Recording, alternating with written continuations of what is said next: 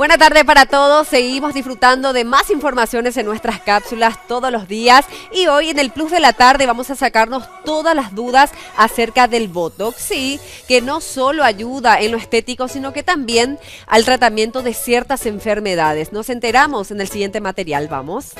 Plus de la Tarde es presentado por Dismar, Salud y Cultura, Farmacia Catedral Sociedad Anónima, porque amamos cuidarte. Vita Cosméticos, 32 años al servicio de la mujer. Cosmética VM Sociedad Anónima, para su línea de productos Silke y Mundial, el triunfo del color en tus cabellos. Ciopar, la calidad es la diferencia.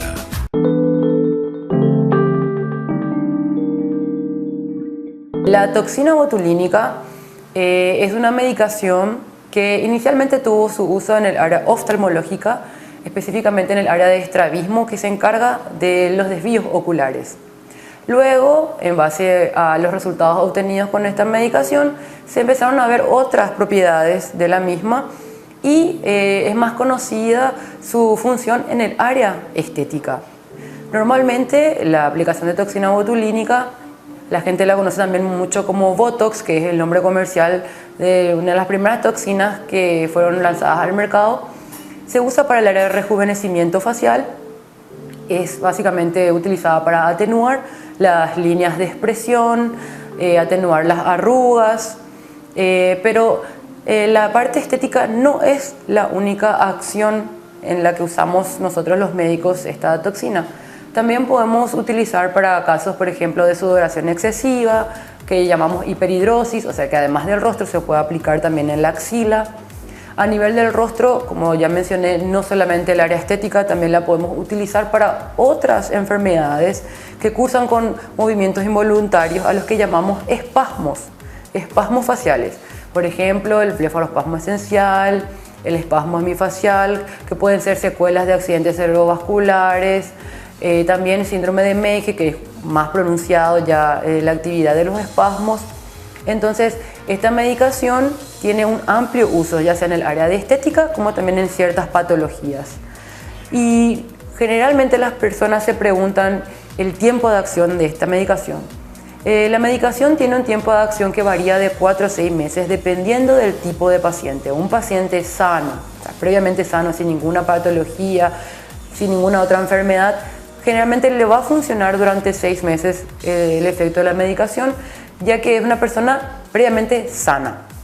Ahora, un paciente con algún espasmo facial o alguna patología puede ser que tenga una duración menor, debido a que el estímulo que recibe es más intenso que una persona sana, entonces el cuerpo vuelve otra vez a tener la respuesta normal, que es la contracción del músculo, y por eso es que la persona piensa que el efecto le dura menos, pero en realidad no es así. Es el propio cuerpo que en forma fisiológica se repara. La aplicación de la toxina botulínica se hace sin anestesia, porque ya es infiltración de un volumen de líquido en la zona que vamos a tratar. Lo más frecuente que solemos aplicar en la parte de rostro, obviamente lo que podemos acompañar es con un frío local. O sea que le ponemos un poquito de hielito o frío local en la zona para que no sienta el pinchazo, por así decirlo, con la aguja, que hacemos con una aguja bien pequeña, de un calibre bien pequeño, y se infiltra el volumen en ciertas áreas y tiene dosis máxima para cada zona a ser tratada, ya sea para hombres como para mujeres.